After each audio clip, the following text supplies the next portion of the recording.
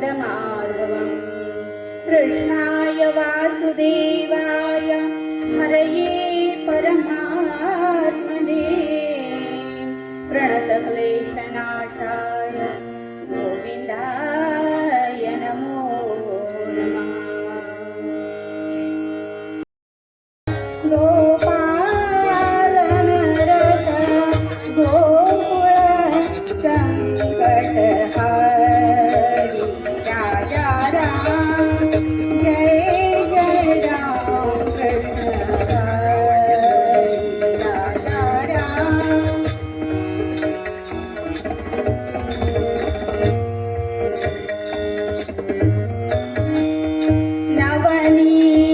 नवनीरदसमा नवनीता प्रिय नवनीरदसमा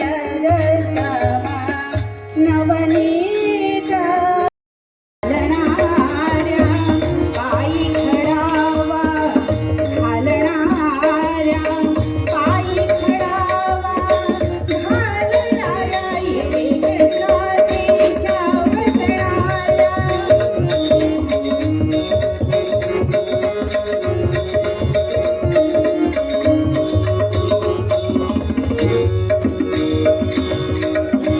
भस्मोद्धूलन करणाऱ्या भस्मोद्धूलन करणाऱ्या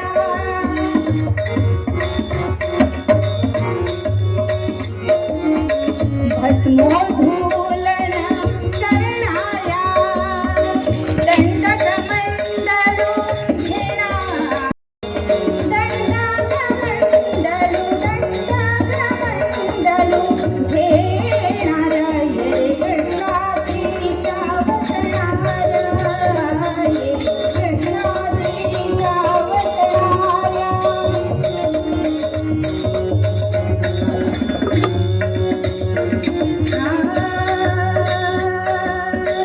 तो भक्त संगे असणाऱ्या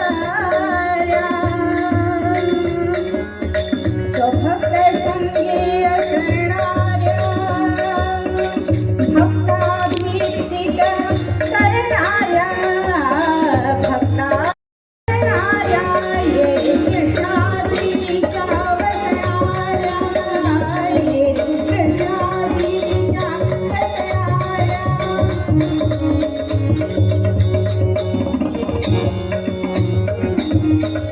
मरता देणाऱ्या मरता दर्शन देणाऱ्या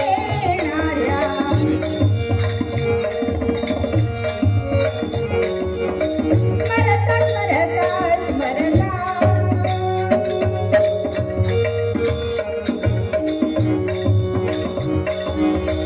मरता दर्शन देणाऱ्या वासुदेवाच्या कैवाऱ्या वासुदेवाच्या कैवाऱ्या ये कैवाऱ्या ये कृष्णाजीच्या वसणाऱ्या ये कृष्णाजीच्या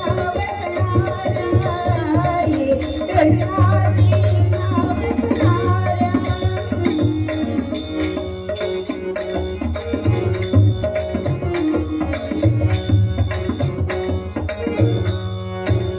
ये रे औदुंबरी वसणाऱ्या औदुंबरी वसणाऱ्या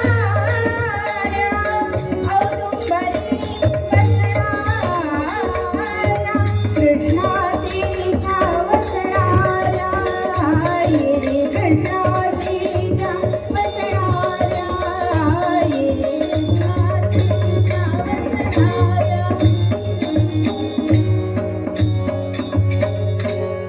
जय जगदंबे माझी आई मजला ठाव द्यावा बाई बोला माझी आई मजला ठाव द्यावा जय जगदंबे माझी आई मजला ठाव द्यावा बाई जगदंबे माझे आई मजला ठाव द्यावा किरण जय जगदंबे माझी आई मजला ठाव द्यावा बाई माईक माईक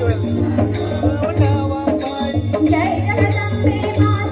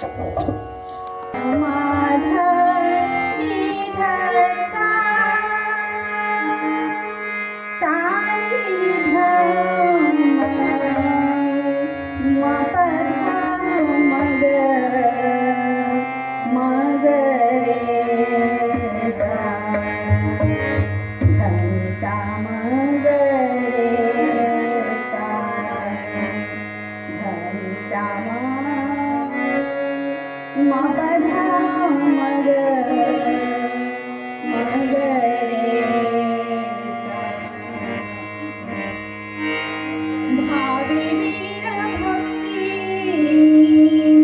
भक्ति वीण मुक्ति भावे वीण भक्ति वीण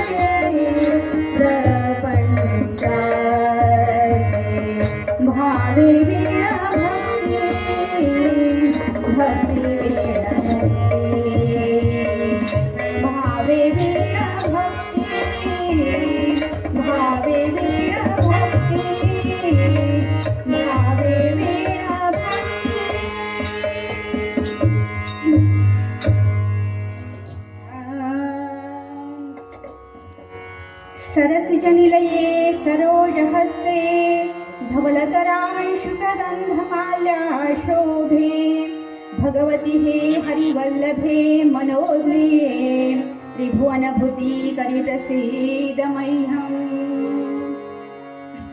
सर्वमङ्गलमाङ्गल्ये शिवे सर्वार्थसाधिके शरण्ये त्र्यम्बके गौरी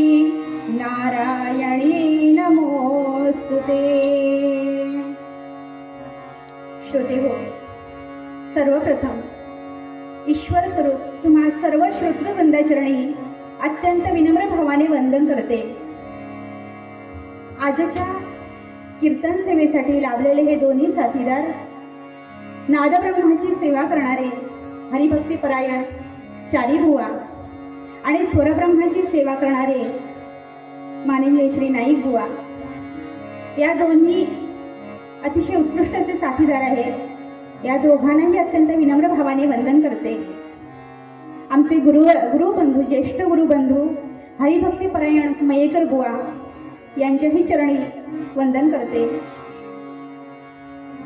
ग्रामदैवत श्री रवनाथ महाराज, सातेरी माता आणि दुर्गा माता या सर्वांचरणी, तसेच उपस्थित सर्व ज्येष्ठ श्रेष्ठ मान्यवर, सर्व श्रोतृवृंद या सर्वांच्या हृदयस्थ परमात्म्यास वंदन करून आजच्या कीर्तन सेवेस प्रारंभ करते.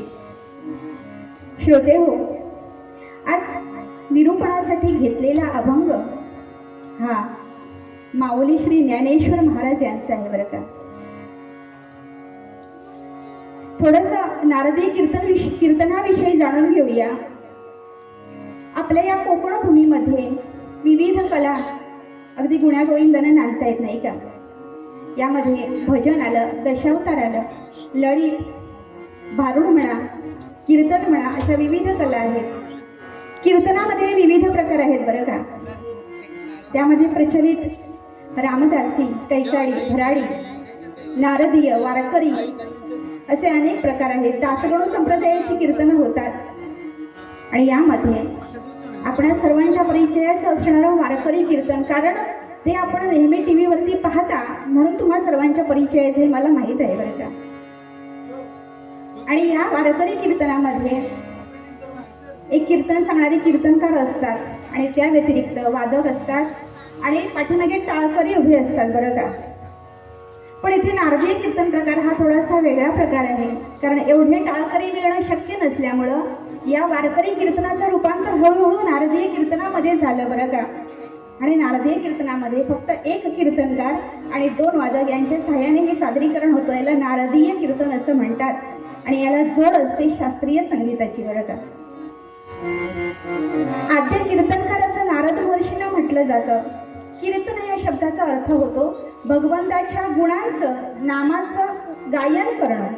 आणि असं गायन सर्वप्रथम नारद महर्षी सतत करायचे, म्हणून ते आद्य कीर्तनकार म्हटले जातात. आणि आज आम्ही कीर्तनकार ज्या ठिकाणी उभे राहून कीर्तन सादर करतो त्या जागेला नारद महर्षीची गादी असं म्हटलं जातं बरं का. नारद महर्षीनंतर संत परंपरेमध्ये इसवी सन 12व्या शतकामध्ये नामदेव महाराज, संत श्री नामदेव महाराज हे दुसरे कीर्तनकार झाले बरं का. पण नामदेव महाराजांचं कीर्तन एवढं सुश्राव्य असायचं की त्या कीर्तनामध्ये स्वतः परब्रह्म विठ्ठल देह भान विसरून नाचायचे बरं का. असं त्यांचं सुश्राव्य कीर्तन असायचं. पण ते कीर्तन कशा प्रकारे करायचे, सादरीकरण करायचे याचा काही पुरावा उपलब्ध नसल्यामुळे या वारकरी कीर्तनाचं नारदीय कीर्तनामध्ये रूपांतर कोणी केलं असेल तर गोविंद बुवा होशिंग अर्थात तारकाश्रम स्वामी महाराज यांनी हा जो नारदीय कीर्तन परंपरा जी आहे आणि याचा जो ढाचा आहे तो त्यांनी बनवला बरं का. गोविंद बुवा होशिंग म्हणजे तारकाश्रम स्वामी यांनी नारदीय कीर्तनाचा एक विशिष्ट असा आराखडा तयार केला. यामध्ये मंगलाचरण, ज्यामध्ये आता आम्ही सुरुवातीला म्हटलं त्याप्रमाणे आपल्या इष्टपूज्य उपास्य सर्व देवतांचं नामस्मरण आलं, रामकृष्ण हरिपद आलं, सद्गुरूंचं आवाहन करणारं पद आणि त्या आराध्य दैवताचा नामाचा गजर, भजन, अशा प्रकारे हा मंगलाचरणाचा भाग झाला. आणि यानंतर एखाद्या संतांचा अभंग किंवा पद घेऊन त्यावरती निरूपण करणं हा पूर्वरंगाचा भाग आणि पूर्वरंगास अनुसरून योग्य असं आख्यान सादर करणं हा उत्तर रंगाचा भाग. अशा प्रकारे गोविंदबुवा होशिंग यांनी ही बांधणी केलेली आहे बरं का. आणि यांनी ही अनेक अभंग लिहिले, पदं लिहिली. ती ओळखायची कशी श्रोते हो, तर अभंगाचा जो शेवटचा चरण असतो त्यावरून अभंगकर्त्याची ओळख होते बरं का. तुकोबरायांचे अभंग असतील त्यावेळी तुका म्हणे असतं, जनाबाईंचे असतील जनी म्हणे असतं, नामदेवांचे असतील नामा म्हणे असतं, निवृत्तीनाथांच्या अभंगाच्या शेवटी काय असतं तर बाप रखुमा देवीवरून, ज्ञानोबारायांच्या अभंगाच्या शेवटी ज्ञाना म्हणे असतं किंवा म्हणे निवृत्तीदासो असं असतं बरं का. मग हे गोविंद भुवांचे अभंग कसे ओळखायचे, तारकाश्रम स्वामींचे अभंग तर ज्या अभंगाच्या शेवटी शरणागत दिन हा शब्द असतो तो अभंग तारकाश्रम स्वामींचा. आणि त्यांची आठवण म्हणून प्रत्येक कीर्तनकार नारदीय कीर्तनामध्ये सर्वप्रथम हे जय जय रामकृष्ण हरिपद वेगवेगळ्या रागामध्ये आळवतात. त्या कीर्तनास अनुसरून वेळेस अनुसरून योग्य तो राग आळवून हे रामकृष्ण हरिपद सादर केलं जातं बरं का. हे झालं थोडीशी माहिती कीर्तनाविषयी. आता कीर्तनाच्या परंपरेप्रमाणे अभंगकर्त्याविषयी थोडंसं बोलूया बरं का. अभंग आहे ज्ञानोबा माऊलींचा. इसवी सन 12व्या शतकामध्ये ज्ञानोबाराय जन्माला आले. 4 भावंड अगदी लहान वयामध्ये म्हणजे ज्ञानोबा माऊली 8 वर्षाचे असताना मातृपितृ छत्र हरपलं. आता ती पूर्ण कथा आपल्यासमोर सादर करत नाही कारण आपल्याला वेळेचं बंधन आहे. त्यामुळे मातृपितृ छत्र हरपल्यानंतरही यांनी नाथपंथाची दीक्षा घेऊन भागवत धर्म संप्रदायाची स्थापना केली. म्हणूनच ज्ञानोबा माऊलींना ज्ञानदेवी रचिला पाया असं म्हटलं जातं बरं का. जननंदीचं प्रचंड विष सहन केलं, हलाहल जननंदीचं सहन केलं. संन्याशाची पोरं म्हणायचे लोक, अगदी हाकलवून लावायचे. अंगावरती शेण फेकलं गेलं. नको नको त्या शब्दाने त्यांची वल्गना झाली, निर्भत्सना झाली. पण कशाचीही पर्वा न करता या चौघाही भावंडांनी अध्यात्माचा मार्ग पत्करला आणि तुम्हा आम्हा सर्वांसाठी अत्यंत अलौकिक अमूल्य असा अभंगरूपी ठेवा उपलब्ध करून दिला बरं का.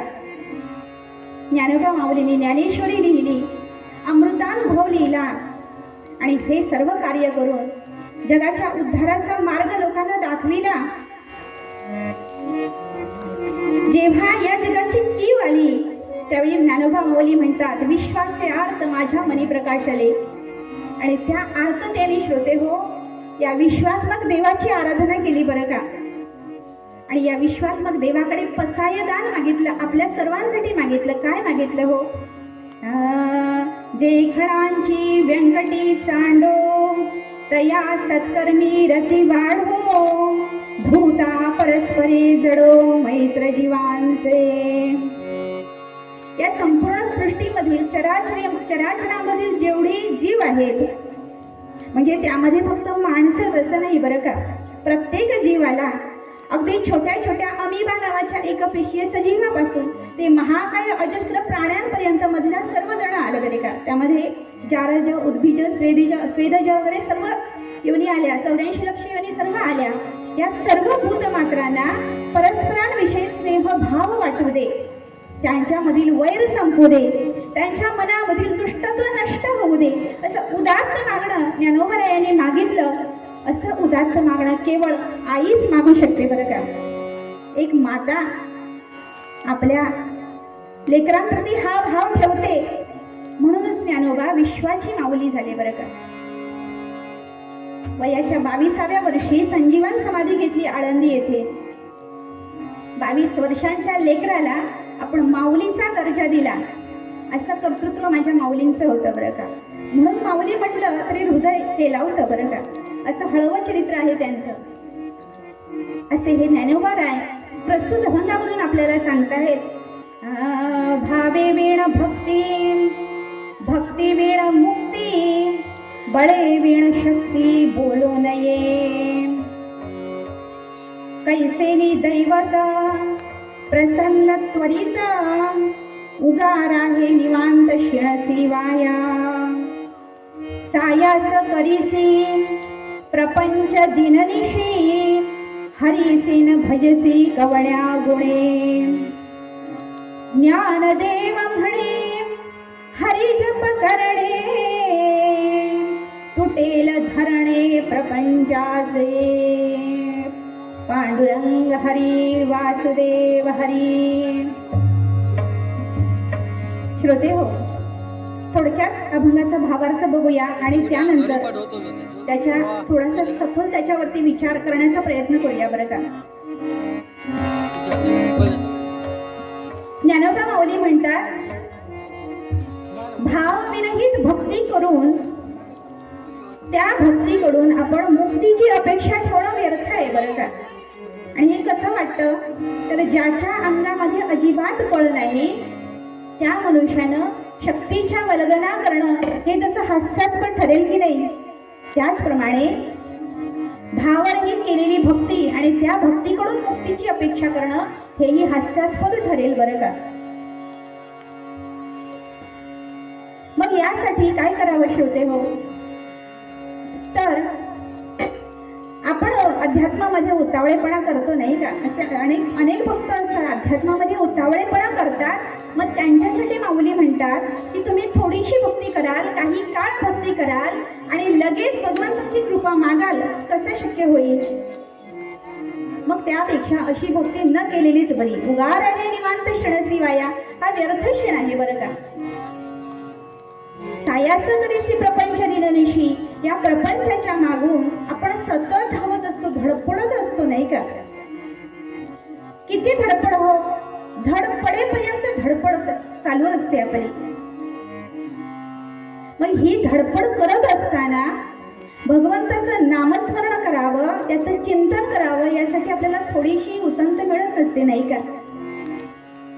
आणि यामुळे काय झाले लक्षात घ्या श्रोते हो, सर्वच जण सांगतात प्रपंच दुःखमूळ आहे, पण हा दुःखमूळ आपण बनवलाय, कारण आपली वृत्ती अशी आहे म्हणून. त्यामुळे ह्या प्रपंचाचं आपल्यामध्ये असं बंधन पडलंय, धरणं पडलंय.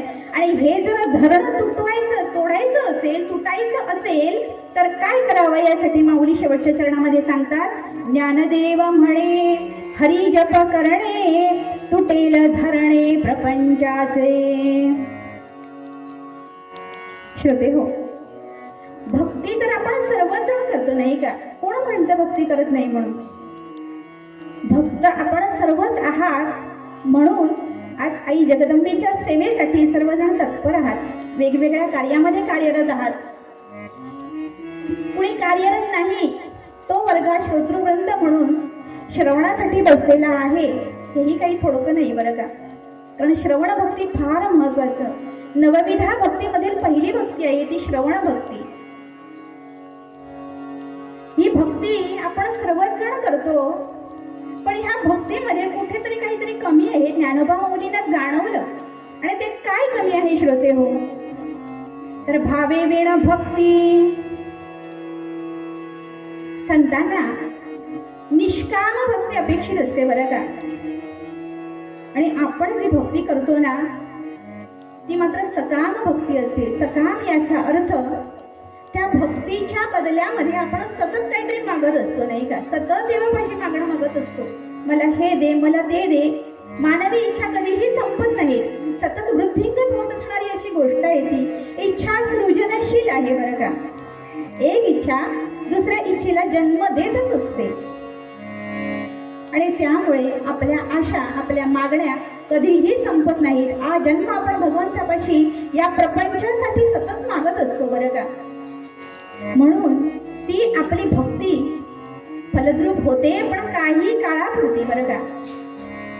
त्या ज्या आपल्या इच्छा आहे, जे मागणं आहे ते पूर्ण झालं की त्या भक्तीची सीमा संपते आणि त्यानंतर पुन्हा आपल्या आयुष्यामध्ये दुःख हे चक्र सुरू होतं. मग आपण भगवंताला दोष देतो अशा वेळी बरं का. म्हणूनच संतांना निष्काम भक्ती अपेक्षित आहे. यासाठीच निष्काम भक्ती अपेक्षित आहे बरं का. आणि ही भक्ती भावयुक्त असावी. निष्काम भक्तीचं एक छोटंसं उदाहरण सांगते श्रोते हो. तुकोबारायांचे 8वे पूर्वज विश्वंभर बाबा पंढरीच्या पांडुरंगाचे निस्सीम भक्त पुजारी होते. आणि हे विश्वंभर बाबा ज्या वेळी मंदिरामध्ये जायचे ना तेव्हा भगवंताची मान खाली जायची. हे नेहमीच होतं. रुक्मिणी मातेनं विचारलं, हो असं का की हा तुमचा भक्त ज्यावेळी येतो त्यावेळी तुम्ही मान खाली का घालता? यावर भगवंतांनी फार सुंदर उत्तर दिलं, अगं तो सावकार आहे आणि मी त्याचा कर्जदार आहे. कर्जदार या नात्याने मान खाली घालावीच लागते मला. पण कशाचं कर्ज? नामाचं कर्ज आहे, भक्तीचं कर्ज आहे. ह्या विश्वंभरानं आयुष्यभर माझी सेवा केली, भक्ती केली, पण त्या बदल्यात कधीही माझ्यापाशी काही मागितलं नाही ग. आणि हे त्याचं ऋण माझ्या माथी झालंय, म्हणून मी मान खाली घालते बरं का.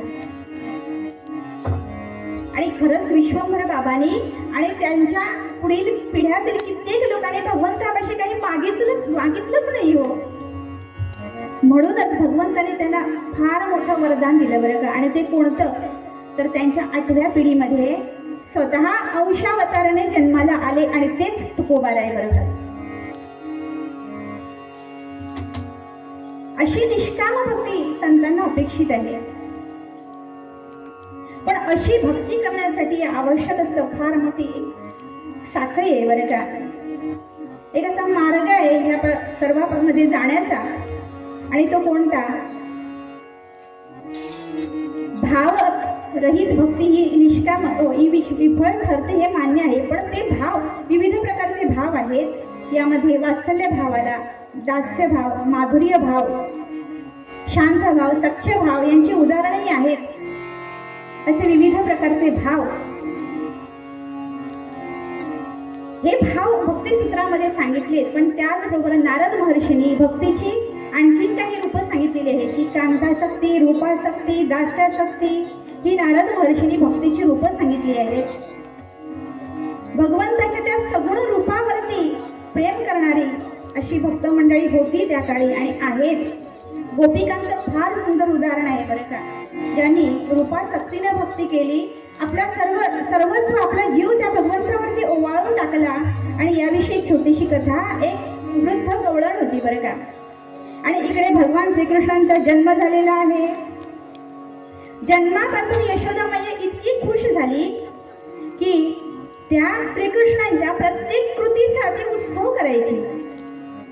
श्रीकृष्णांना कुस पालटली तरी उत्सव, बसायला लागला, घोडा केला, प्रत्येक गोष्टीचा उत्सव. इतका लाडका कान्हा होता बरं का.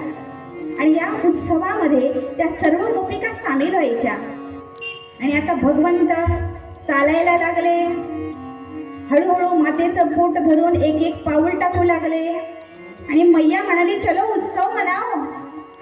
उत्सवाला सुरुवात झाली आणि सर्व गोपिका या नुकतंच पाऊल टाकणाऱ्या भगवंताची दृष्ट काढण्यासाठी आलेल्या आहेत बरं का.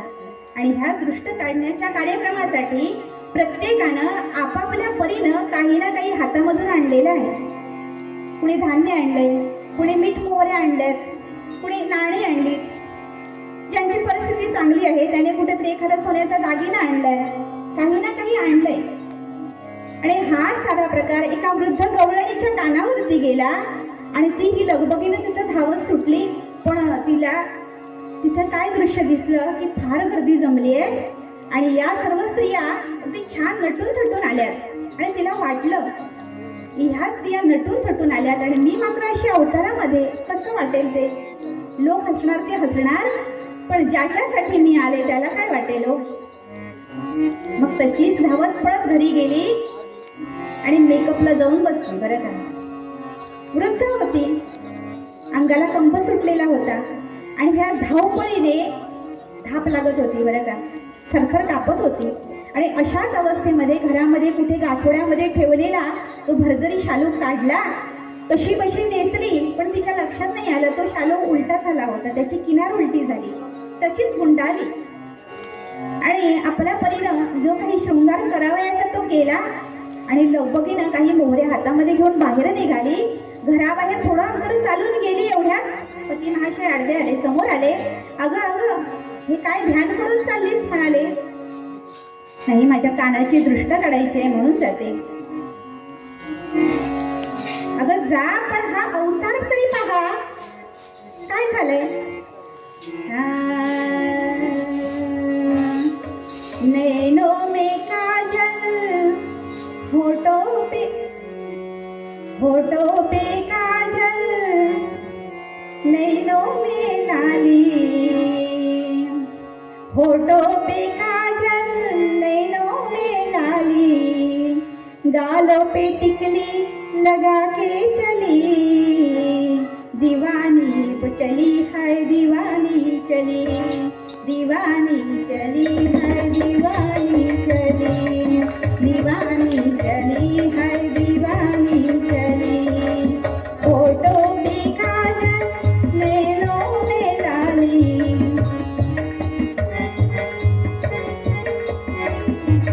होठों पे काजल नैनों में लाली, गालों पे टिकली लगा के चली, दीवानी चली है दीवानी चली. असा अवतार पाहिल्यानंतर कोणीही हसेल हो. चल म्हणाले मी घरी चल आणि हे सगळं नीट कर आणि मग जायचं. अशा अवतारामध्ये जायचं नाही. तुला हसणार नाही, मला काहीतरी हसणार. तू चल पाहू घरी. पण नाही, त्या गवळणीच्या डोळ्यामध्ये अश्रू आले आणि फार सुंदर उत्तर तिने आपल्या नवऱ्याला दिलं बरं का.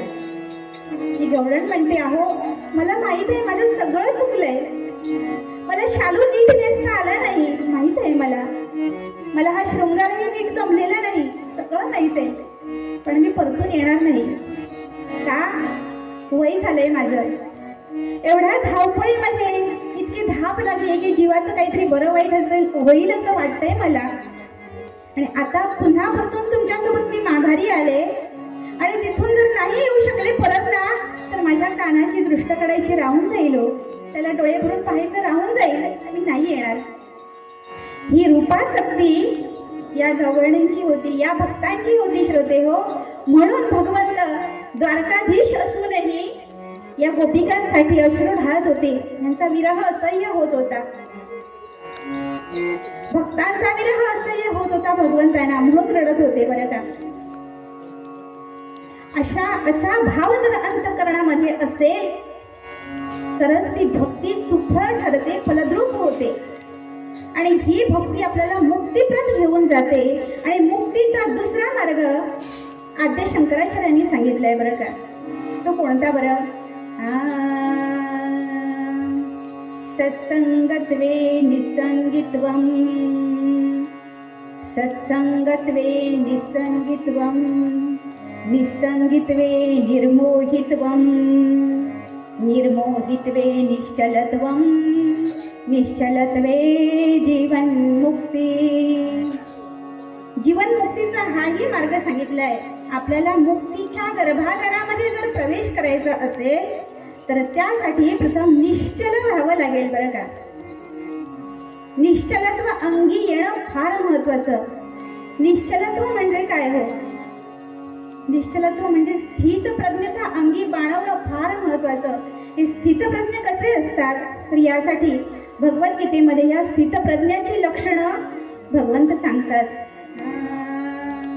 विद्या विनय संपन्ने ब्राह्मणे गवी हस्तिनी, शुनी चैव शपाके च पंडितः समदर्शिनः. गोपाल कृष्ण भगवान की जय. विद्या आणि विनय म्हणजे नम्रता, या दोघांनीही संपन्न असलेला ब्राह्मण. विद्या विनय संपन्ने ब्राह्मणे. गवी म्हणजे गाय, हस्ती म्हणजे हत्ती, शुनी चैव शोपाकेच्या म्हणजे शुनी म्हणजे कुत्रा आणि शोपाके म्हणजे चांडाळ. या सर्वांकडे जो समदृष्टीने पाहतो ना, तो खरा स्थितप्रज्ञ. आणि याशिवाय म्हटलंय, तुल्यनिंदा स्तुतिर्मौनी संतुष्टो येन केनचित, अनिकेत स्थिरमतीर भक्तिमान मे प्रियो नरः. ज्याला सुख दुःख मान अपमान सर्व काही समान असतं ना, तो खरा स्थितप्रज्ञ. शुनीचैव शपाकेचे पंडित हा समदर्शन हे जे म्हटलेलं आहे, यामध्ये सर्व लोक आले बरं का. सर्व प्रकारची कॅटेगरी आली. सर्व प्रकारच्या लोकांकडे, सर्व प्रकारच्या जीवांकडे जो समदृष्टीने पाहतो, सर्वत्र परमेश्वर एकच आहे हे जो मानतो, वासुदेव सर्वमिती जो म्हणतो, तो खरा स्थितप्रज्ञ. आणि ही स्थितप्रज्ञता जर अंगी यायची असेल, आपल्या अंगी ती बाळवायची असेल, हृदयामध्ये समाविष्ट व्हावयाची असेल ना, तर थोडंसं आपण मागे जाऊया. निर्मोहित्वे निश्चलत्व, यासाठी निर्मोही व्हावं लागेल बरं का. मग ही निर्मोही अवस्था कशी येईल आपल्याला? आणखी थोडं मागे जाऊया. निसंगत्वे निर्मोहित्वम, निसंग व्हावं लागेल. निसंग म्हणजे काय श्रोते हो? निसंग म्हणजे कुणामध्येही बसू नये, कुणाशी बोलू नये असा अर्थ नाही बरं का. असंगाशी संग करू नये म्हणजे निसंगित्व. काम, क्रोध, मोह, मद, मत्सरादी षड्रिपू जे आहेत, आणि हे षड्रिपू आपल्या इंद्रियांना काबूत ठेवून त्यांच्या विषयाभोगास चालना देतात, त्याचा संग करू नये बरं का. विषयांपासून दूर राहणं म्हणजे निसंगी राहणं. आणि हे निसंगत्व कशामुळे येतं श्रोते हो? तर श्लोकाचा पहिला सुरुवातीचा चरण पहा. सत्संगत्वे निसंगित्वम, सत्संग केल्याने निसंगत्व प्राप्त होतं. सज्जनांची संगत नेहमी धरावी, आणि यामुळे सत्संगतीने आपल्याला निर्मोही अवस्था येते. निर्मोही अवस्थेने निश्चलता येते, आणि ही निश्चलता आपल्याला मुक्तिप्रद घेऊन जाते. म्हणून सर्वप्रथम सत्संग फार महत्वाचा बरं का. नेहमी संतांची संगत करावी. पण ही संतांची संगत तेवढी सोपी आहे का हो? संतांनी सुद्धा म्हटलंय बरं का, संत चरण रज लागता सहज, वासनेचे बीज जळून जाय. संतांच्या संगतीने काय होतं? वासनेची बीज जळून जातात बरं का. म्हणून संत संगती करावी. आणि त्याचबरोबर संतांचे संगती मनोमार्ग गती, तेणे आकळावा श्रीपती येणे पंथे. संतांच्या संगतीने आपल्याला भगवंतापर्यंत जाण्याचा रस्ता मिळतो, आणि तो मनोमार्गे म्हणजे जेवढ्या गतीने आपले मन चालतं ना, तितक्या गतीने आपल्याला भगवंतापर्यंत जाण्याचा रस्ता वाट मिळते. म्हणून संतांची संगतच करावी बरं का. आणि ही संत संगती आपल्याला मुक्तीपर्यंत घेऊन जाते. अन्य कोणत्याही गोष्टीनं हे मिळत नाही बरं का. ही भाव, भक्ती आणि मुक्ती यांचा संबंध जसा माऊलींनी सांगितलाय ना, त्याचप्रमाणे दुसऱ्या चरणामधून माऊली म्हणतात, बळेविण शक्ती बोलू नये. बळ आणि शक्ती यांचाही संबंध माऊली सांगतात बरं का. अंगामध्ये थोडंही बळ नाही आणि मोठमोठ्या शक्तीच्या वल्गना केल्या निरर्थक ठरेल की नाही हो? हास्यास्पद होईल, हसतील ना लोक सारे. अगदी असा रोडका मनुष्य आहे आणि म्हणे मी हत्तीला मारेन, शक्य होईल का हो? हास्यास्पद होईल ते. म्हणून बळ असणं फार महत्वाचं. म्हणूनच समर्थ रामदासांनी आपल्या महाराष्ट्राला आणि महाराष्ट्राबाहेरही तरुणांना अध्यात्मासोबतच बलोपासना शिकवली बरं का. मारुतीराय हे आराध्य दैवत होते. बुद्धिमतान वरिष्ठम असं ज्याला म्हटलंय. म्हणजे बुद्धी आणि शक्ती ज्याच्या ठाई एकत्र वावरते तो हा मारुतीराय. म्हणून त्याला आराध्य बनवलं. कारण रामदासांच्या ठाई सुद्धा असंच बुद्धी आणि शक्ती दोहोंचा संगम होता बरं का. सध्या आपण नवरात्रोत्सव साजरा करतो आहोत बरं का. घटस्थापना झालेली आहे. आई दुर्गा मातेचं छान सुंदर साजिरं रूप मूर्ती विग्रह आपण बसवून त्याची पूजा अर्चना नित्यनेमाने चालू आहे. आरती सुरू आहे. फार सुंदर मंगलमय वातावरण झालेलं आहे बरं का. हा जागर मुळात शक्तीचा आहे, शक्तीचा जागर. पण आपण काय म्हणतो? नारी शक्तीचा जागर म्हणतो नाही का? नारी शक्तीचा जागर कसा असेल श्रोते हो? या भगवतीची, या आदिमाईची जी आपण स्तुती गातो ना, त्यामध्ये सर्व समाविष्ट आहे. काय म्हणतो आपण? या देवी सर्वभूतेषु शक्ती रूपेण संस्थितः, नमस्तस्यै नमस्तस्यै नमस्तस्यै नमो नमः. या देवी सर्वभूतेषु म्हणतो आपण. प्रथम सांगितल्याप्रमाणे भूत म्हणजे काय? तर आपल्याला घाबरवणारी आकृती असा नाही बरं याचा अर्थ. भूत अर्थात या जगातील सर्व प्राणी मात्र जेवढे सजीव आहेत तेवढे सर्व आले. आणि त्याचबरोबर म्हटलंय, या देवी सर्व भूतेषु चैतन्यत्तिभिधीयते नमस्तस्ते नमस्तस्ते नमस्तस्ते नमो नमः. चेतना आणि अभिधान म्हणजे चालना, ही दोन्ही देते ती जगदंबा आपल्या सर्व जीवांना देते. म्हणून आपण सजीव आहे असं म्हणण्यासाठी योग्य आहोत बरं का. या आदिमाया आदिशक्तीने जर आपला प्रभाव काढून घेतला ना तर आपण निर्जीव होऊ. हो, अर्थात आपल्या सर्वांच्या शरीरामध्ये या पंचमहाभूतांच्या कायेमध्ये ही आदिमाया आदिशक्ती शक्ती रूपानं वावरते आहे. म्हणून आज आपण तिला नमस्कार करू शकतो, तिचं भजन पूजन आरती कीर्तन गाऊ शकतो बरं का.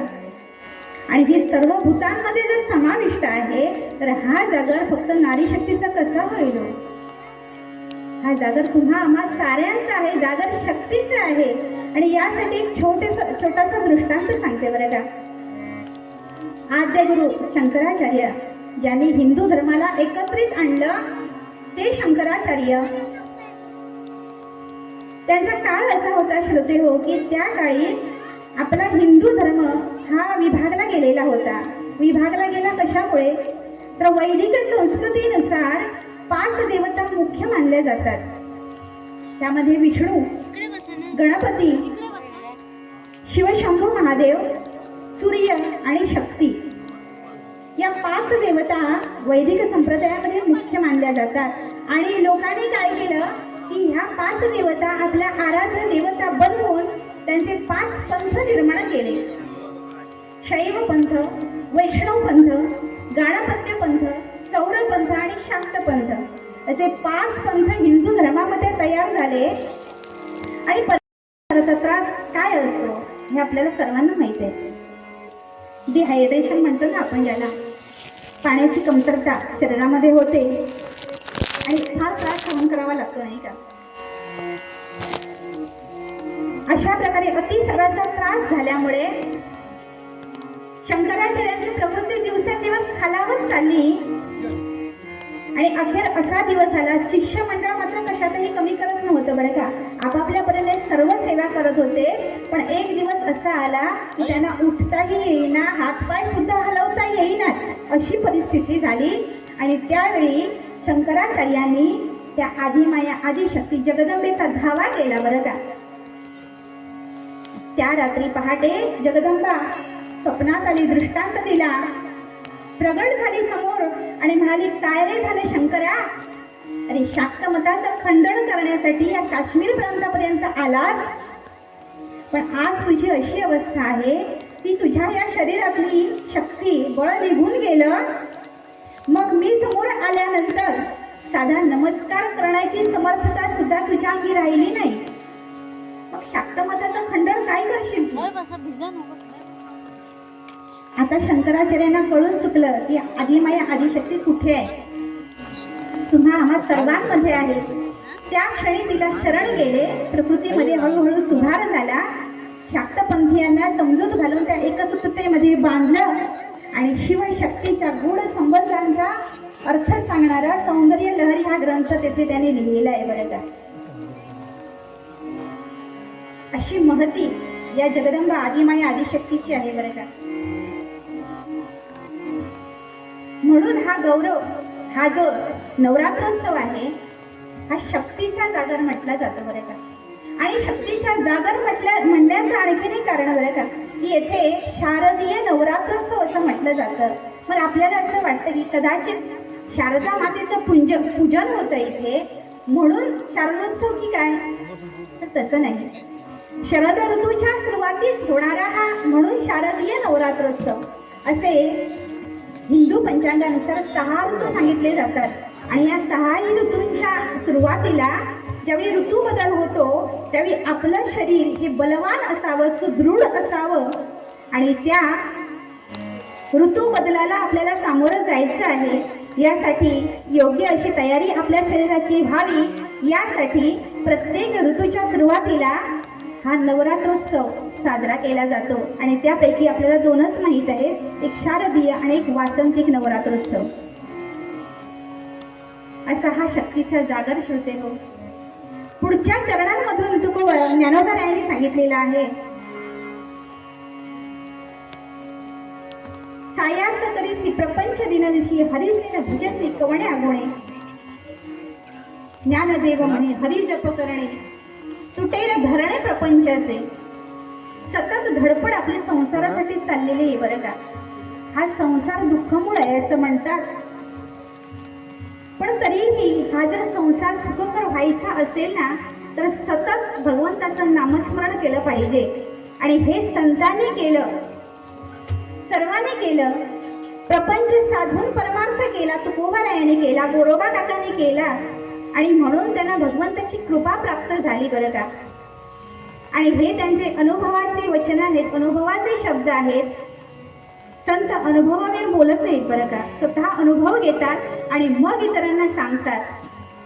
तो ब्रह्मरस जो आहे, भगवत भक्तीचा ब्रह्मरस आहे, तो स्वतः सेवन करतात आणि मग म्हणतात, सेवी तो हा रस वाटी तो अनेका घ्या रे हो नका रानभरी.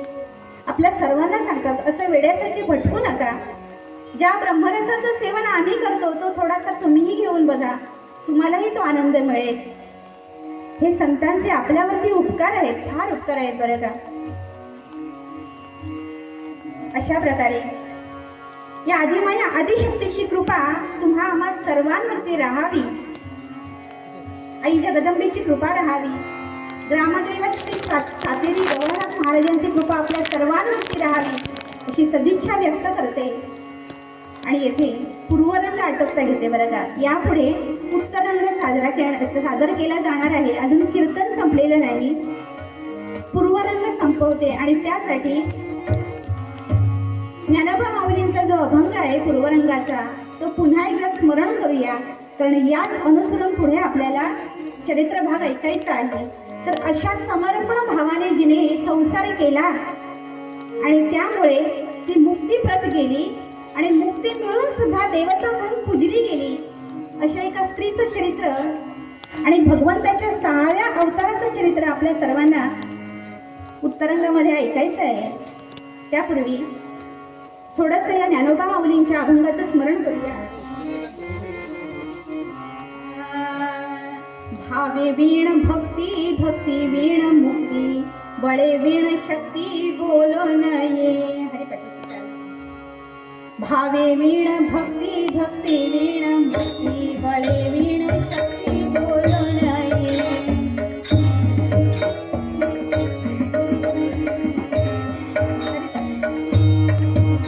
भावे वीण भक्ती, भक्ती वीण मुक्ती, बळे वीण शक्ती बोलो नये.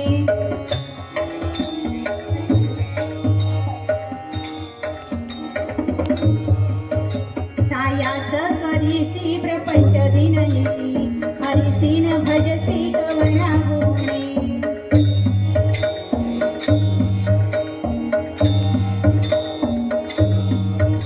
सायास करीसी प्रपंच दिननिशी, हरिसीन भजसी कवना गुणे. ज्ञानदेव म्हणे हरी जप करणे तुटेल धरणे प्रपंचाचे, तुटेल धरणे प्रपंचाचे.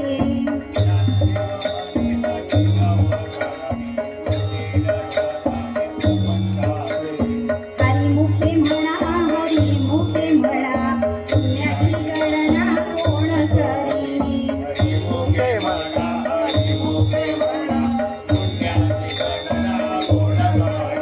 भावे वीण भक्ती, भक्ती वीण मुक्ती, बळे वीण शक्ती बोलो नये.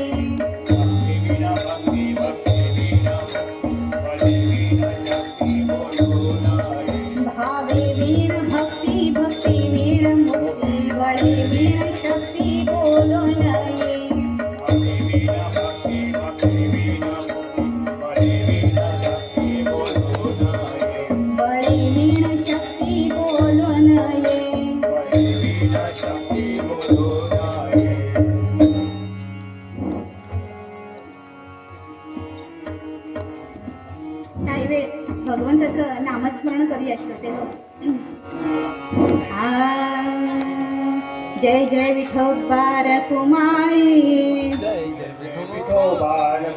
जय जय विठोबा रघुमाई जय जय विठोबा रघुमाई जय जय विठोबा रघुमाई जय जय विठोबा रघुमाई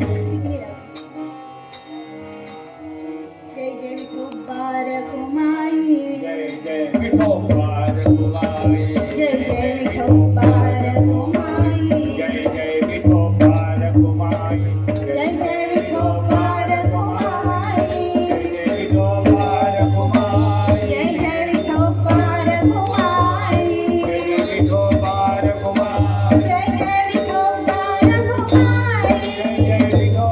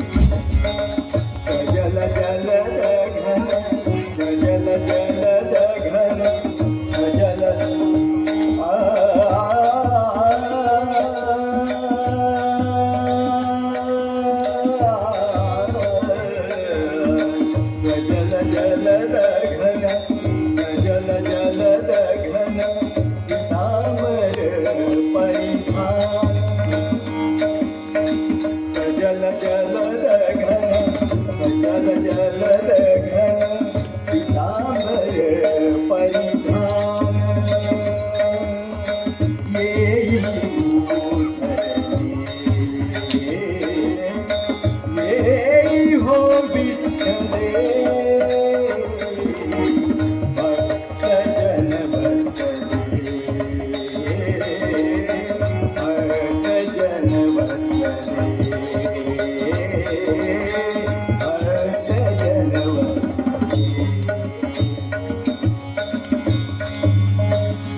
नामा म्हणे तू विश्वाची जननी नामा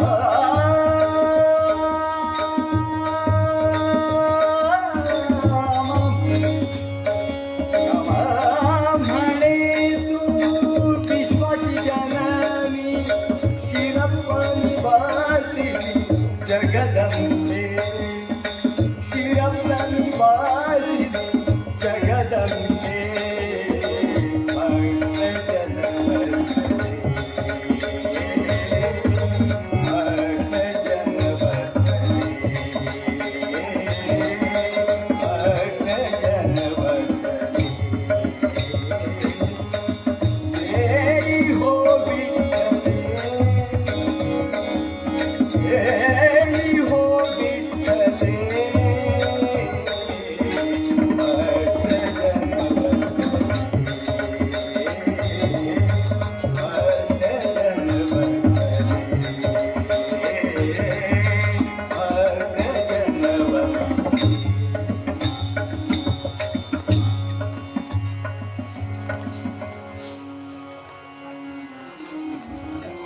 भक्ती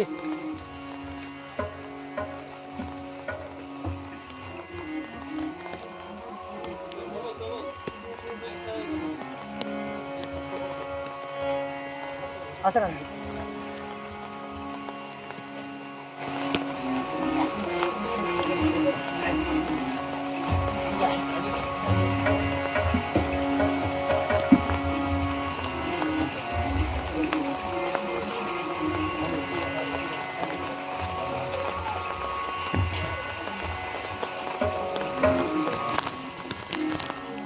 केलंय त्यांच्यासाठी कृपया सर्वांनी जोरदार टाळ्या वाजवा. भगवंताच्या नामाचा गजर आणि टाळ्यांचा गजर हा कडकडून झाला पाहिजे.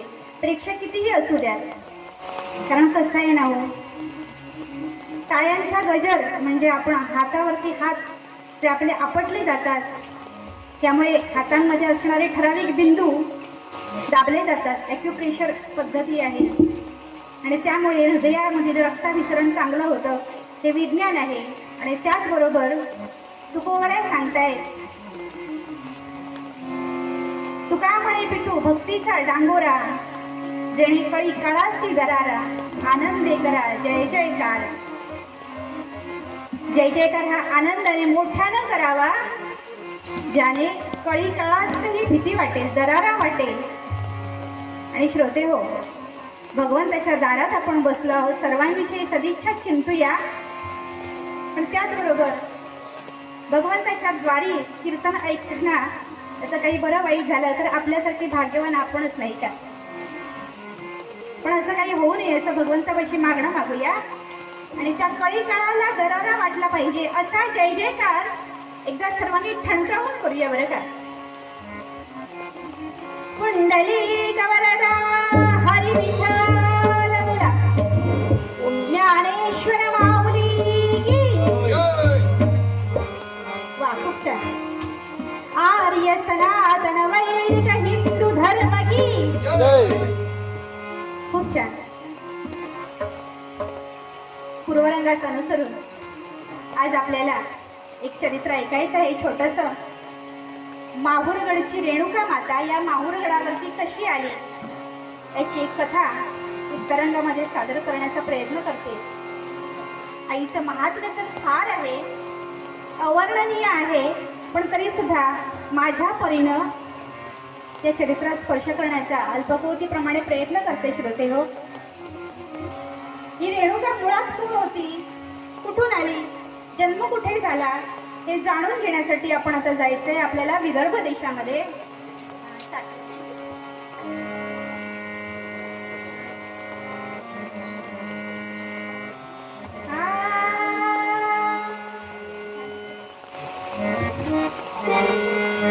विदर्भ देशका नृपती रेणू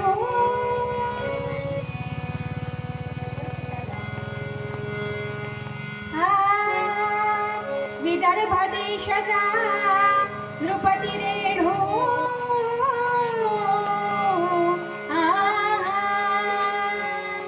विदर्भ देशका नृपती रेणू जैसा सुंदर सुरंगो. विदर्भ देशका नृपती रेणू जैसा सुंदर सुरंगो. भाग्यवंत ती पुण्यवंत बहु भाग्यवंत ती पुण्यवंत बहु सोबत पूजन करमो सोबत पूजन करमो साधू राजा राम कहोजी राजा राम कहोजी राजा राम कहोजी.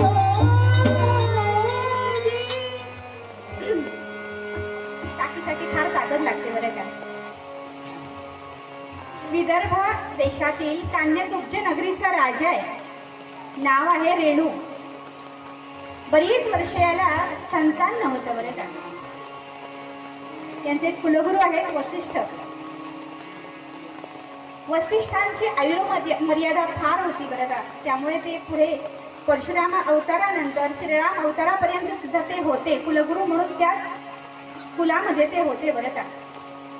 या वसिष्ठांनी सांगितलं, राजा पुत्रकामेष्टी यज्ञ कर जेणेकरून तुला संतान प्राप्ती होईल. आणि राजाने यज्ञ केला. त्या यज्ञाच्या योगाने यज्ञदेवता प्रसन्न झाली आणि रेणू राजाला एका कन्येची प्राप्ती झाली बरं का. फार लाडाने वाढली कन्या. रेणू राजाची मुलगी म्हणून नाव रेणुका ठेवलं बरं का. रेणुका लहानाची मोठी होत होती. शुद्ध प्रतिपदेचा चंद्र जसा कलेनं वाढावा तशी ही रेणू हळूहळू लहानाची मोठी होत होती. आपल्या बाललीलाने माता पित्यांना आणि सर्वांना सुख देत होती बरं का. पण लहानपणापासून तिची वृत्ती अशी होती, त्यागी वृत्ती. त्याग करण्यासाठी ती अजिबात मागे पुढे बघत नव्हती बरं का. त्यागी वृत्ती, शांत स्वभावाची आणि आपल्याला जे काही मिळेल ते सर्वांशी वाटून घ्यावं ही समदृष्टी. अशी गोड स्वभावाची मुलगी मिळाल्यानंतर कुठलेही माता पिता निश्चितच आनंदित होती नाही का. आणि तसे रेणू राजा आणि पत्नी भागवती फार आनंदात होते. आणि बघता बघता ही कन्या आता 9 वर्षाची झाली बरं का. शास्त्रानुसार 9 वर्ष वयाच्या मुलीलाच कन्या म्हटलं जातं. आज आपण लग्नपत्रिकांवरती छापतो नाही का, द्वितीय कन्या, तृतीय कन्या, ज्येष्ठ कन्या, कनिष्ठ कन्या. पण खऱ्या अर्थानं 9 वर्षाची मुलगी हीच कन्या म्हटली जाते बरं का. आणि त्या काळानुसार 8 ते 9 वर्षाचं वय म्हणजे लग्नायोग्य मुलगी झाली असं समजलं जायचं. ही मुलगी आपली आता विवाहायोग्य झाली. आणि रेणू राजाला काळजी पडली की आता हिचा विवाह कोणासोबत करावा. इतकी शांत स्वभावाची आहे, पती पण असाच मिळाला पाहिजे ना, जेणेकरून आपली मुलगी सुखी राहील. आणि ही काळजी प्रत्येक पित्याला असते बरं का. आर्याकारांनी फार सुंदर आर्या लिहिली मोरोपंतांनी बरं का. या पित्याच्या काळजीविषयी काय काळजी पडते पित्याला. कन्या उपवर होता, कन्या उपवर होता, पितयाच्या काळजात कातरते, कातर सासर सागर, कातर सासर सागर, जाय कशी पार हे जी कातरते. राम राम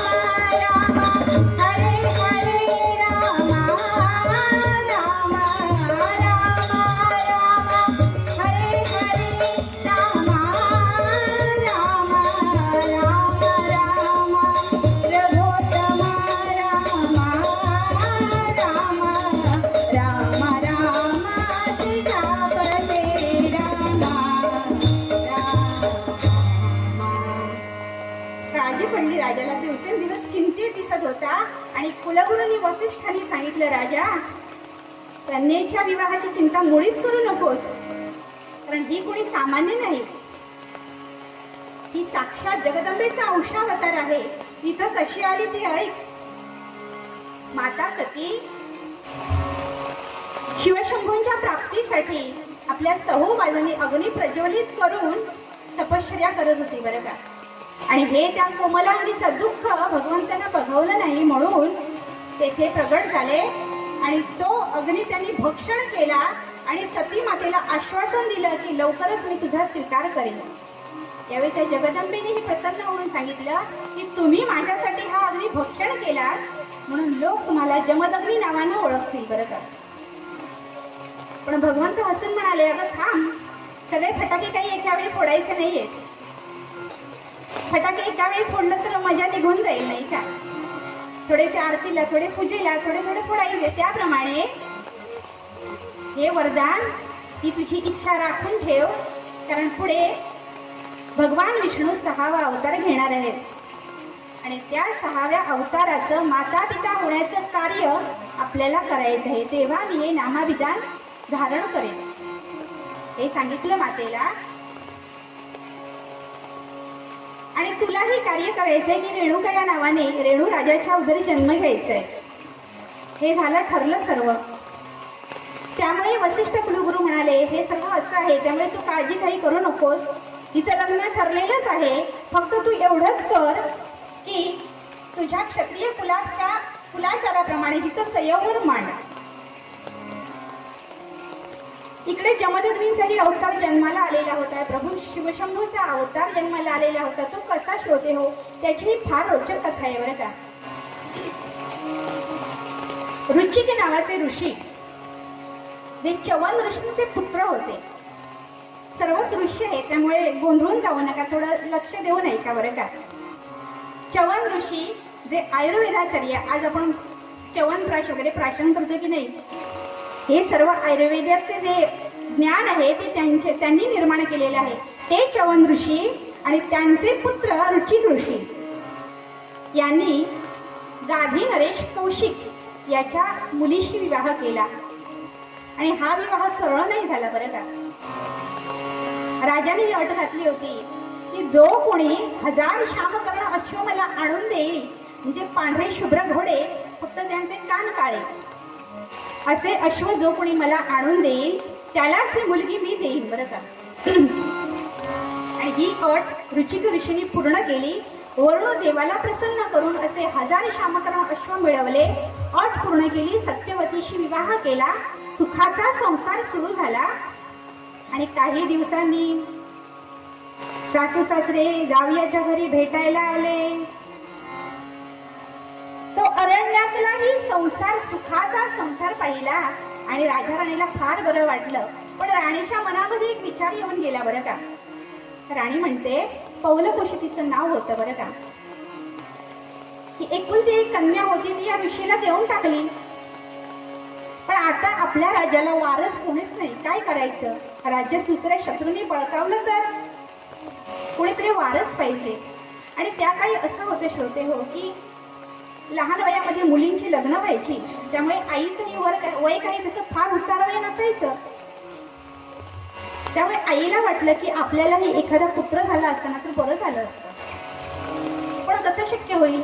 मग तिच्या लक्षात आलं की आपले जावई बापू महान तपस्वी आहेत, आयुर्वेदाचार्यांचे पुत्र आहेत, म्हणजे यांनाही काहीतरी ज्ञान असेल, मग यांना सांगून पाहावं.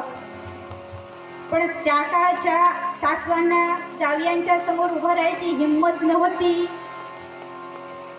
म्हणून हे मनाचं मनोगत तिनं आपल्या मुलीपाशी बोलून दाखवलं आणि सत्यवतीनं आपल्या पतीला जाऊन आईची इच्छा सांगितली. पत्नीच्या शब्दाला मान देऊन ऋचिक ऋषीने भाताचे 2 पिंड तयार केले. मंत्रशक्तीनं त्या दोन्ही पिंडांमध्ये, एकामध्ये क्षात्रतेज आणि एकामध्ये ब्रह्मतेज प्रस्थापित केलं आणि दोन्ही पिंड सत्यवतीच्या हातामध्ये दिले, पत्नीच्या हातामध्ये दिले आणि सांगितलं, हा उजव्या हातातला जो पिंड आहे ना, यामध्ये ब्रह्मतेज आहे बरं का, हा तू भक्षण कर. कारण आपल्याला पुत्र हवा आहे कसा, की ऋषी धर्माचं पालन करणारा हवा आहे आणि तुझ्या आईला वडिलांना कसं हवंय तर शास्त्र धर्माचं पालन करणारा वीर हवाय, म्हणून हा डाव्या हातातला पिंड आईला दे.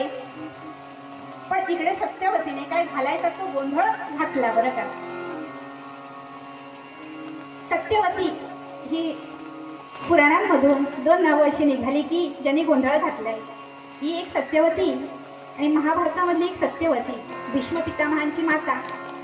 त्यामुळे सत्यवती नावाची माणसं गोंधळ घालतात.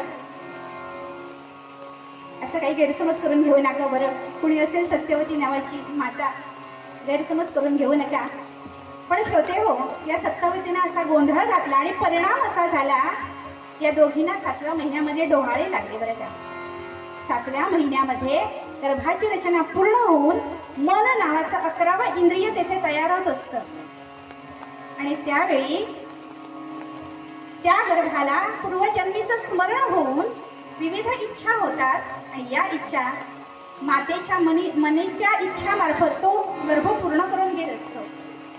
आणि ह्या दोघींना डोहाळे लागले कसे श्रोते हो.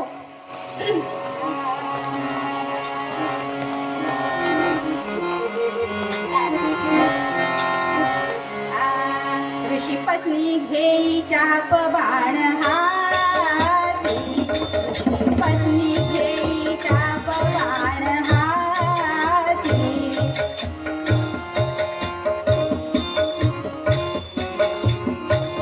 ऋषी पत्नी घेई चाप बाण हाती, शास्त्र जाया धरी हृदयी क्षमा शांती.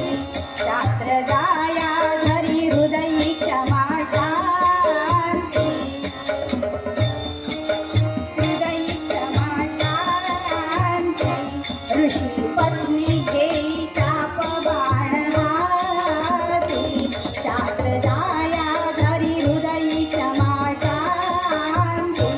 हे नवलनसे, हे नवलनसे, हे नवलनसे चातुर्य सखीते. हे नवलनसे चातुर्य सखीते. रुचिक जाणे मनी गुपित गर्भिणीचे. रुचिक जाणे मनी गुपित गर्भिणीचे. रुचिक जाणे मनी गुपित गर्भिणीचे. ऋषी पत्नी घेई चाप बाण हाती, शास्त्र जाया घरी हृदयी क्षमा शांती. म्हणजे पहा श्रोते हो, ज्या ऋषीपत्नीनं ध्यानधारणा केली पाहिजे त्या ऋषीपत्नीला डोहाळे लागले की चाप बाण हाती घ्यावा, मृगया करावी, धावत्या अश्वावरती मांड ठोकावी, असे वीरश्रीचे डोहाळे त्या ऋषीपत्नीला लागले. आणि इकडे पौलकुशी माता काय करते हो तर सकाळ संध्याकाळ स्नान संध्या करते, ध्यानधारणा करते, व्रत वैकल्य करते. योग्य आहे का हो. रुचिक ऋषी वडिलांकडून ज्ञान घेतलेलं होतं आयुर्वेदाचं बरं का. त्यांना कळून चुकलं इथे काहीतरी गडबड झाली आहे, नक्की गडबड झाली आहे.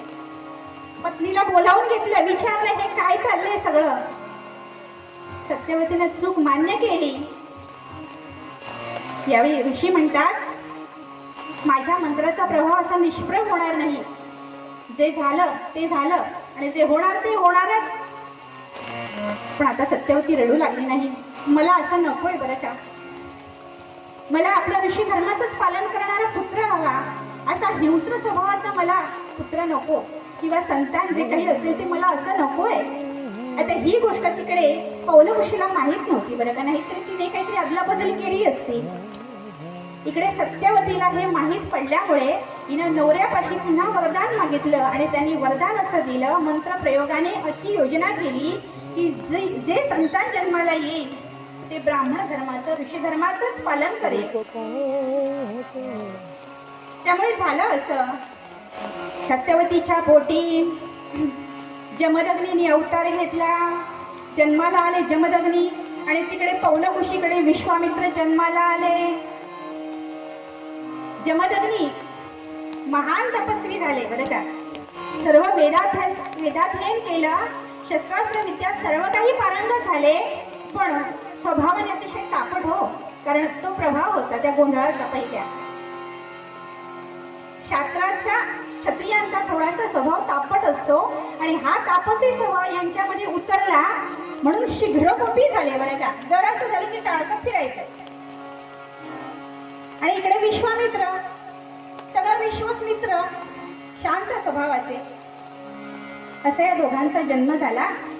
जमदग्नी महर्षी माता पित्यांच्या निगराणीमध्ये लहानाचे मोठे झाले. योग्य प्रकारचा विद्याभ्यास मिळवला, वेदाध्ययन केलं आणि आता विवाह योग्य झाले.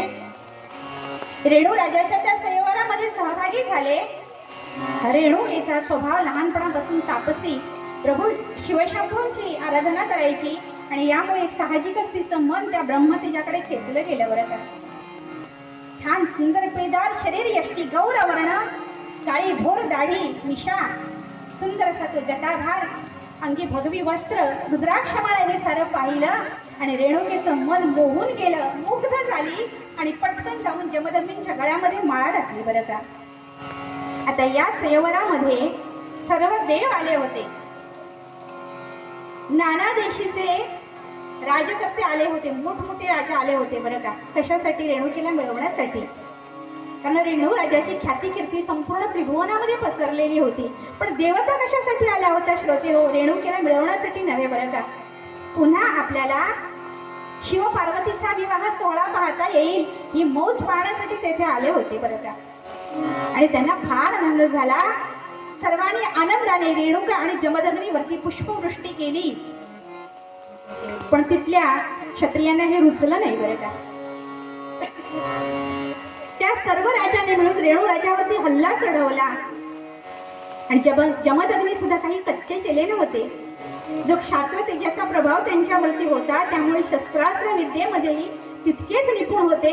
झटकन जाऊन सासऱ्याच्या सैन्याचं नेतृत्व केलं आणि तो सर्व हल्ला परतवून लावला बरं का.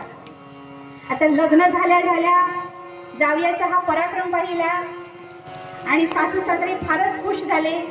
कळून चुकलं आपली कन्या या घरी सुरक्षित राहील, सुखी राहील. आणि राजाने मोठ्या आनंदाने रेणुकेची पाठवणी केली बरं का.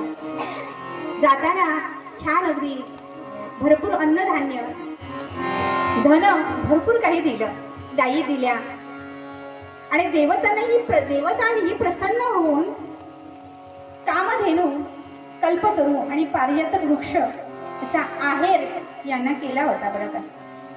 आणि या साऱ्याच्या योगाने जमदग्नींच्या आश्रमामध्ये कशाचीही कमतरता नव्हती बरं का. नर्मदा नदीच्या तीरी आश्रम होता यांचा, कुटी होती अरण्यामध्ये, पण कशाचीही कमी नव्हती. फार सुंदर सुखाचा संसार सुरू झाला. या सुखाच्या संसारामध्ये सतत पतीची सेवा करायची आणि शांत स्वभाव असल्यामुळे या जमदग्नी महर्षींना रागवण्यासारखं काहीच कारण नव्हतं हो. कित्येक वर्ष रागवण्यासाठी तिने संधीच दिली नाही आणि या पतीच्या सेवेमध्ये तिला अशी अलौकिक शक्ती प्राप्त झाली होते हो. तिच्या पातिव्रत्याचं तेज दशदिशामध्ये पसरत होतं आणि ती अलौकिक शक्ती अशी होती श्रोते हो. नित्य प्रात समयासी, नित्य प्रात समयासी, पाण्या जाई नदी तीराशी, वाळूचा घट करोनी वेगेसी, उदक त्या माझी भरीतसे.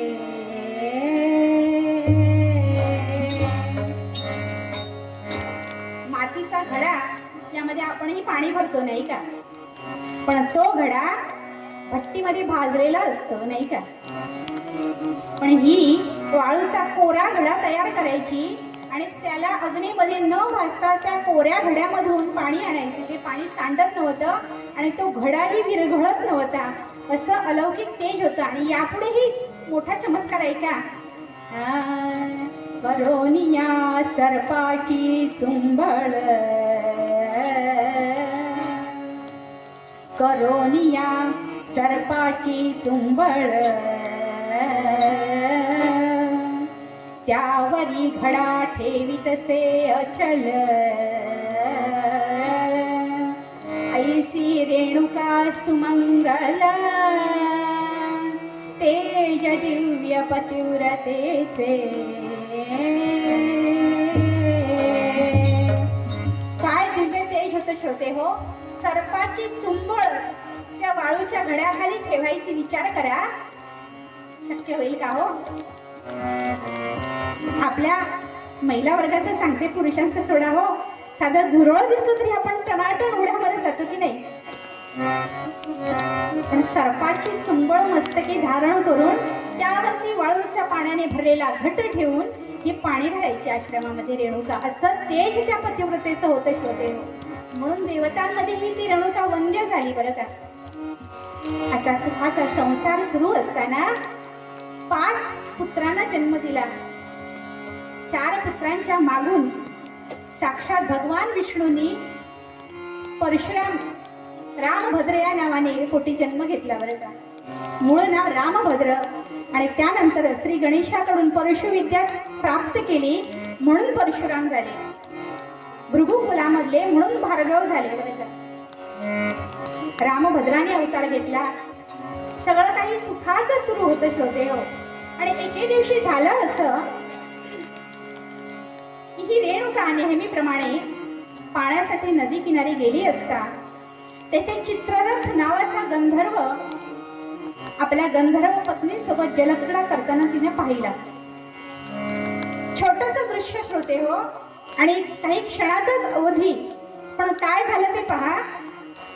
क्षणभर तिचं मन विचलित झालं. वाटलं क्षणभरच फक्त स्तब्ध झाली आणि वाटलं किती छान मुक्त जीवन आहे ना यांचं. आपणही कधीतरी आपल्या पती समवेत अशी जलक्रीडा करावी, छान आनंद घ्यावा. कारण हे सुख तिने लहान वयामध्ये पित्याच्या घरी अनुभवलेलं होतं. त्यामुळे त्या भावलहरी तो भूतकाळ क्षणभरामध्ये नजरेसमोरून सरकत गेला आणि वाटलं आपणही कधीतरी अशी जलक्रीडा करावी. पण त्याच क्षणी मनाला सावरलं बरं का. नाही असे विचार मनामध्ये आणून चालणार नाही. कारण आज मी त्यावेळी राजकन्या होते. आज मी एका महान तपस्वेची कन्या आहे, भृगु कुलाची स्नुषा आहे. त्यामुळे असे विचार मनात आणून चालणार नाही. क्षणार्धात स्वतःला सावरलं, वाळूचा घडा करायला घेतला. पण आज नेहमीप्रमाणे तिच्या हातून तो वाळूचा घडा होईना बरं का. कसा बसा बराच वेळ लागला. बऱ्याच वेळानंतर कसा बसा तो घडा तयार झाला. आणि जो नेहमी चुंबळीसाठी सर्प घ्यायची ना त्याला पकडायला गेली. सर्प अदृश्य झाला. हे सर्व संकेत होते बरं का. रेणुकेला सर्व संकेत कळून चुकले. काहीतरी विपरीत घडणार आहे. पण जे घडणार ते ती टाळू शकत नव्हती त्या क्षणी. कशी बशी त्या वाळूच्या घड्यामध्ये तिने पाणी भरलं आणि बिना चुंबळीचा तो घडा डोक्यावर घेतला. चालायला लागली. आश्रमाच्या द्वारापर्यंत आले. तोपर्यंत झालं असं श्रोते हो. आज त्या कोऱ्या घड्यामधून पाणी ठिपकत होतं.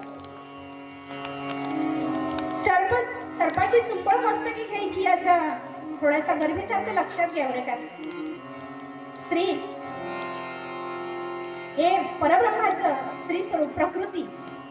स्थिर राहतो तो पुरुष आणि बिघडते ती प्रकृती असं म्हणतात. आणि प्रकृती बिघडली की पुरुषही बिघडतो. मग ह्या प्रकृतीला जर स्थिर राहायचं असेल तर तो सर्प, वेटोळे घातलेला सर्प म्हणजे आपली कुंडलिनी. आणि तिच्यावरती त्या रेणुकेने अधिष्ठान मिळवलेलं होतं. त्या कुंडलिनीला आपलं गुलाम केलेलं होतं बरं का. याचाच अर्थ पूर्वरंगात सांगितल्याप्रमाणे स्थित प्रज्ञता तिच्या अंगी होती म्हणून तिला हे सर्व शक्य होत होतं. पण आता तो क्षणभराचा विचार ती ज्या पदावरती होती, ज्या महान पदावरती होती, भृगुकुलाची स्नुषा या पदावरती असताना हा विचार तिला पदच्युत करून गेला. क्षणभराचा विचार बरं का. म्हणून आज तिचं पातिव्रत्याचं तेज कमी झालं. आज घडा तयार झाला नाही.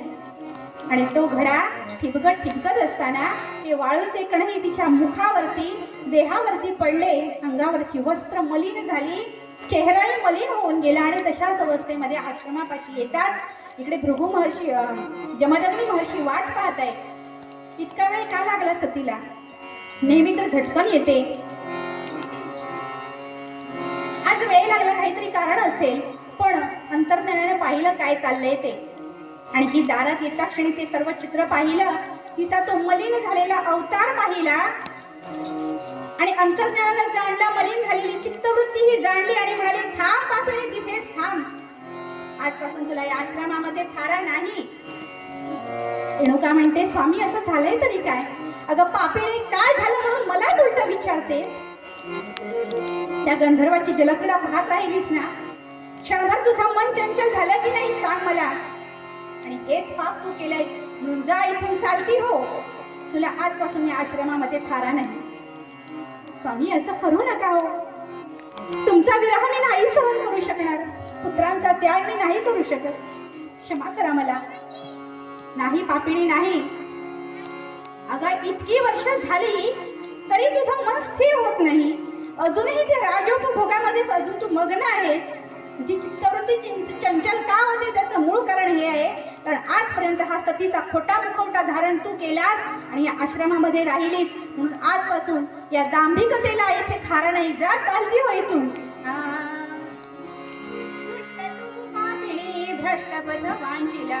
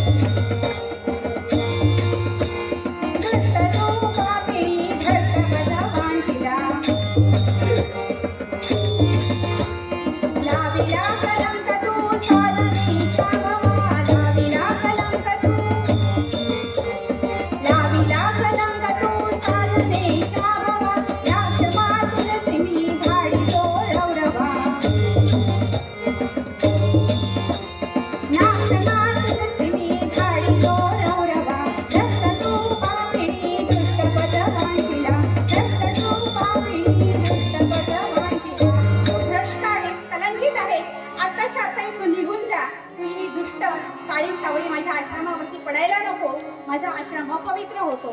पण रेणुका काही जायला तयार नव्हती. रडत होती आणि जमदग्नीने हे पाहिलं. क्रोधाग्नी उफाळून आला आणि तिथं हजर असलेल्या आपल्या चारही पुत्रांना आज्ञा केली, या पापिणीचा शिरच्छेद करा. मला हिची सावली सुद्धा आपल्या पवित्र आश्रमावरती नको आहे. पण श्रोते हो, त्या चारही पुत्रांमध्ये मातेचा वध करायचं धाडस नव्हतं हो. लहानपणापासून ज्या आईनं प्रेमाने वाढवलं, हाताचा पाळणा करून ज्यांना जोजवलं, त्या आईवरती शस्त्र कसं चालवायचं? नाही शक्य झालं. धर्मसंकटात पडले. मातेचा शिरच्छेद करण्याचं धाडस नव्हतं आणि ते पातकही घेण्याचं धाडस अंगी नव्हतं. आणि पित्याची आज्ञा मोडावी तर पित्याच्या क्रोधाला सामोरं जावं लागणार. अखेर तेच झालं बरं का. जमदग्नींचा क्रोधाग्नी असा उच्चांक गाठला त्या क्रोधाग्नीने की त्या क्रोधाग्नीमध्ये ते चारही पुत्र जळून भस्मीभूत झाले बरं का. भस्मसात झाले. रेणुका आता अधिकच विलाप करू लागली. एवढ्यात परशुरामांची स्वारी आली. परशुविद्या प्राप्त करून नुकतेच आले होते बरं का. कुमारवयीन परशुराम होते. ते सर्व चित्र पाहिलं आणि काही बोलणार एवढ्यातच जमदग्नी महर्षी विजेच्या आवेगानं कडाडले. रामभद्रा, भार्गवा, अरे ही कलंकिणी आहे तुझी माता, पापिणी आहे. हिला या आश्रमामध्ये थारा नाही पण जात नाहीये, म्हणून हिचा वध आता तू करायचा आहेस. परशुरामाने कशाचाही विचार न करता हातातल्या परशुने क्षणातच मातेचं शिर धडावेगळं केलं. पण श्रोते हो, झालं असं, या प्रसंगी एक मातंग समाजाची स्त्री होती बरं का. कोणीतरी आश्रमामध्ये सेवेकरी असेल. ही स्त्री आडवी आली. त्या सतीला मारू नका म्हणून दया करण्यासाठी आडवी आली. पण त्या क्षणी परशु चालवायचा तो क्षण होता आणि दोघींच्याही मस्तकावरती तो परशु चालवला गेला. दोघींचीही मस्तक धडावेगळी झाली आणि विरुद्ध दिशेला जाऊन पडली बरं का.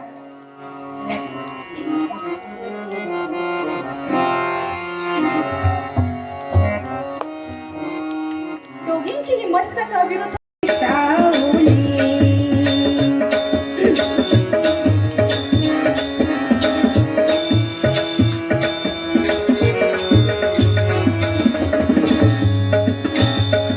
जैसी वत्साला गी गाया तशी अनाथांची माया. जैसी वत्साला गी गाया तशी अनाथांची माया.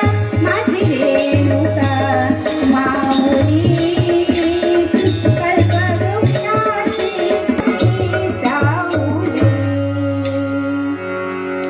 श्रोते हो, अशी या माहूरगडे झालेली रेणुका मातेची स्थापना, हे आजचं चरित्र, माता रेणुकेचा हा भाव होता. अशी भावयुक्त भक्ती भगवंताप्रती होती आणि पती बद्दल सुद्धा असा समर्पण भाव तिच्या अंतरी होता. म्हणून ती आज मुक्तीपर्यंत गेली बरं का. भावे वेळ मुक्ती, भावे वेळ भक्ती आणि भक्ती वेळ मुक्ती म्हटलंय. ती मुक्तीला गेली कारण तिचा भाव, तिच्या भक्तीचा भाव असा होता बरं का. यासाठी श्रोते हो, मुक्तीला गेली आणि पूज्यही ठरली, देवी म्हणूनही पूज्य ठरली. अशीच भगवंताची कृपा आपल्या सर्वांवरती राहावी. आपली ही भक्ती अशीच भावयुक्त अंतःकरणानं व्हावी. यासाठी ज्ञानोबा माऊलींचा तो अभंग पुन्हा एकदा आपण भैरवीच्या स्वरूपामध्ये आणूया. आजची झालेले सर्व श्रोत्यांचे अत्यंत मनपूर्वक आभार मानते. कीर्तन सेवेसाठी उत्तम अशा प्रकारे दोन्ही साथीदारांनी साथ केलेली आहे. या दोघांसोबत कीर्तन सेवा सादर करण्याची माझी पहिलीच वेळ असून सुद्धा दोघांनी फार छान साथ केली. यासाठी दोन्ही साथीदारांचे मनपूर्वक आभार मानते. श्रोते हो, इथं सादरीकरणासाठी मला संधी दिली यासाठी आयोजक मंडळ, प्रभाकर गावकर साहेब आणि सर्व मंडळाचे मनपूर्वक आभार मानते. कार्यक्रमासाठी विशेष ज्यांनी मेहनत घेतली आहे, सर्व अथपासून इथपर्यंत ज्यांनी खऱ्या अर्थानं सेवा केली आणि आज कीर्तन सेवा ज्यांच्यामुळे नीट अशी घडून आणली ज्यांनी, ती भक्तिताई आणि प्रथमेश दादा यांचेही विशेष आभार मानते. त्याचबरोबर मला संपूर्ण या साहित्य पुरविणारे आणि माझ्या सोबत तालरक्षक म्हणून जे आहेत माझे गुरुबंधू मयेकर यांचेही आभार मानते. तुम्हा सर्वांचे आभार मानते आणि विशेष आभार मला इथे व्यक्त करायचे. श्रोते हो, कीर्तन सेवेमध्ये, कीर्तन सादरीकरणामध्ये, आख्यानामध्ये जी काही मी गाणी म्हटली, आता भेसूर थोडीशी झाली कारण सराव नसल्यामुळे, पण ही सर्व पद्य विभाग आहे ती फक्त गाणी नव्हे, ती विशिष्ट वृत्तामध्ये बांधली जातात. त्याला आर्या, साकी, दिंडी, पंचचामर, कटाव आणि झंप असं म्हटलं जातं बरं का.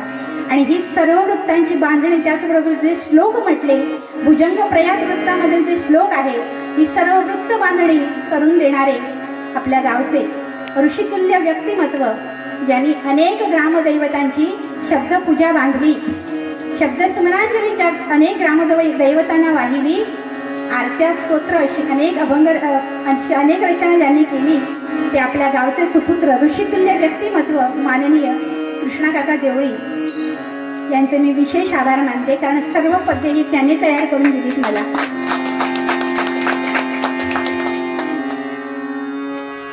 या कीर्तन सेवा इथे सादर करण्यासाठी ज्या ज्या सर्वांनी सहाय्य केले त्या सर्वांची मी ऋणी सदैव राहीन. झालेल्या कीर्तन सेवेमधील ज्या काही उणीव आहेत, ज्या चुका आहेत त्या माझ्या आहेत, जे उत्तम आहे ते सद्गुरूंचं आहे माझ्या. यदत्र सौष्ठवम किंचित गुरुरेव मे नाही, यदत्र असौष्ठवम किंचित गुरु, यदत्र असौष्ठवम किंचित मम एव गुरुर नाही. याप्रमाणे चुका ज्या आहेत त्या माझ्या आहेत, उत्तम आहे ते माझ्या सद्गुरूंचं आहे. झालेली कीर्तन सेवा तुम्हा सर्व श्रोतृवृंदाचरणी, आई जगदंबे चरणी, ग्रामदैवाची सातेरी माता रवळनाथ चरणी अर्पण करून आज मी माझ्या कीर्तन सेवेला विराम देते. अभंग पुन्हा एकदा आपण भैरवीमध्ये आळवायचा आहे.